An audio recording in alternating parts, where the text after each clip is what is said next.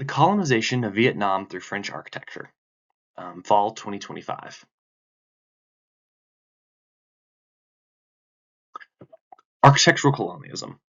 Colonizers often use architecture as a visual symbol of power over the colonized. We can see this in Vietnam with the strong presence of French architecture used throughout government and cultural buildings from the period, examples of which we will be looking at shortly. These buildings often highlight the status between the colonizers and the native people. Colonial architecture is often rarely utilized to improve the lives of common native people.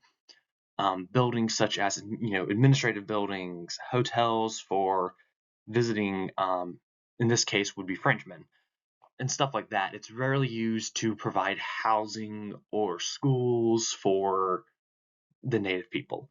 It is generally to bolster and to make the colonizers feel more comfortable in this place so far away from home. And in this dichotomy, when you see the, in this case, the French living in these brilliant and buildings, objectively speaking, that have been, created by brutalizing and taking advantage of the native people.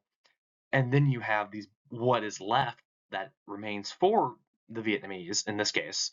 It really just kind of highlights and it helps the colonizers to the point of the primitiveness, for lack of better words, and we know that isn't true, and it's more built on the symbol of oppression. We're going to be looking at St. Joseph's Cathedral. This was built on the ruins of Bao Tien Pagoda. You can see it at the bottom, and we had it big on the transition slide.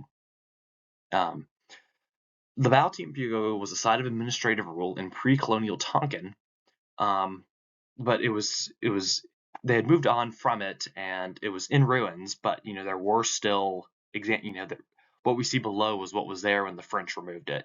Originally, it was this really great grand tower, but obviously they took away what was there and constructed this Gothic Revival style cathedral with the twin bell towers. Obviously harkening back to the many churches we see in France, such as the Notre Dame.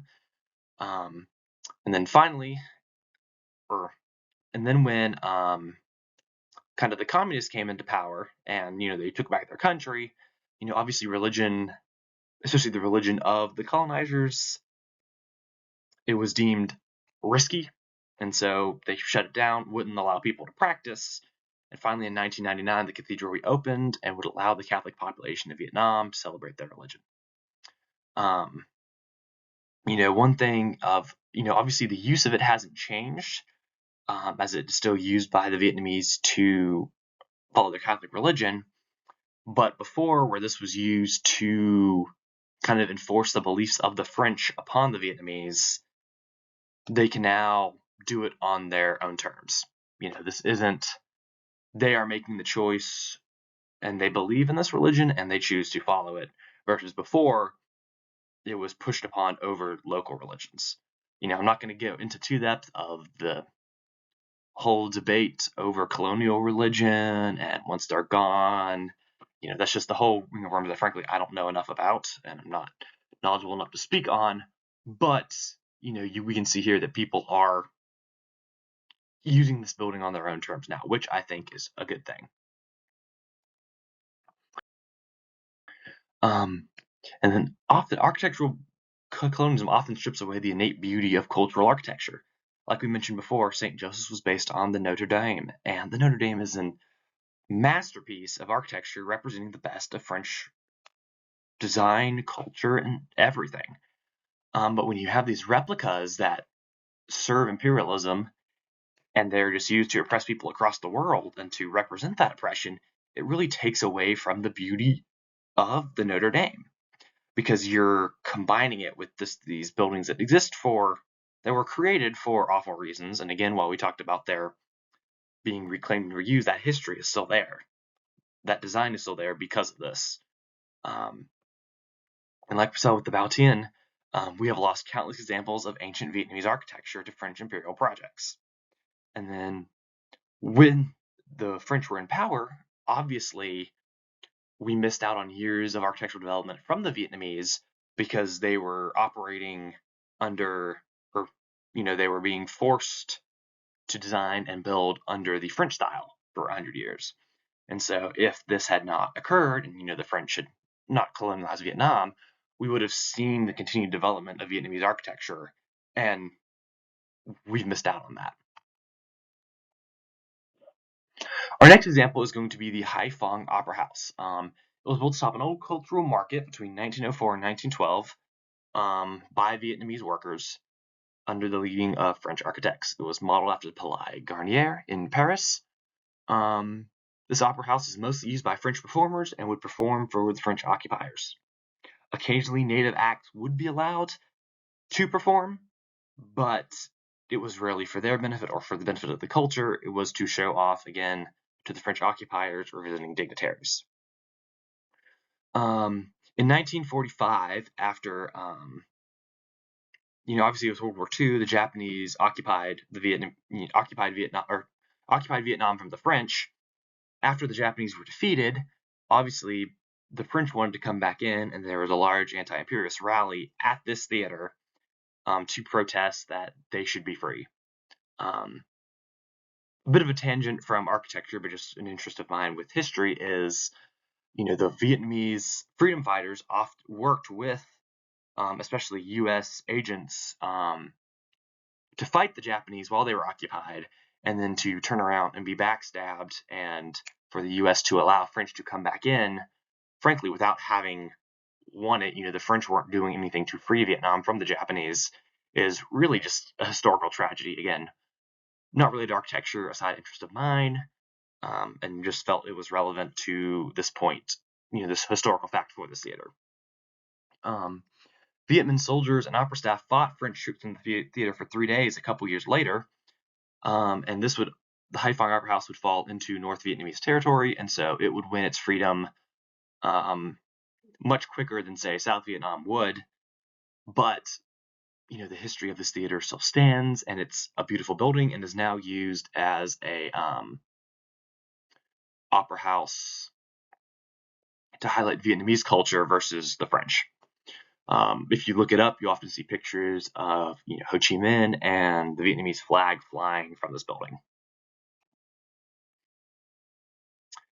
Kind of with my reflection in closing, while the architectural designs of these buildings and their original purposes are French, through the labor of the Vietnamese people and the reclamation of these spaces, they have become cultural icons for the Vietnamese by representing the freedom they fought so hard for. For example, over the last 90 years since the liberation of Haiphong, the Haiphong Opera House has brought to center stage the thriving arts culture native to Vietnam through native operas, dramas, and music. And we are seeing Vietnamese culture continue to grow in the new age with stuff like Vietnamese rock and all this stuff, and they are able to showcase their music and their talent at the Haiphong. There are also a number of other fantastic examples that I didn't show in this presentation of this kind of reclamation and reuse of buildings. Buildings that were built as palaces and mansions for, the ruling French class have often become administrative centers and museums for the Vietnamese people and the ruling of their own country under their own terms. And so there are a lot of options for people to, as people reclaim their countries and, as colonialism, while it still exists, it is shrinking and is less visual and impressive or not impressive in a good way, but visually there. Through troops on the ground and direct influence in government. As we see this stripped away over the course of the 20th century, there are a ton of ways to do it. I think in China, a lot of the buildings that were built during British rule, when British occupied or other Western nations occupied, they're often torn down and created something new, and that's a perfectly viable way of handling the situation. The Vietnamese chose to keep a lot of the buildings and restore them and use them as, again, a symbol of that they fought for their freedom, that, the French were there, the French did occupy, and, through the blood, sweat, tears, and beliefs of the Vietnamese people, those buildings are now theirs. And again, they built them too. I mean, they were French designs and often done by French architects, but, it was the Vietnamese who were carving the stone and carrying it and assembling these buildings. So, I mean, they have all the right in the world to take this and reclaim it as theirs. And I think that's a really great way of looking at it. And I mean, these buildings objectively are really beautiful, and it's awesome that, they still exist and we get to see them and we get to see kind of their dark, storied past, but what they have become and what they mean to the Vietnamese people nowadays.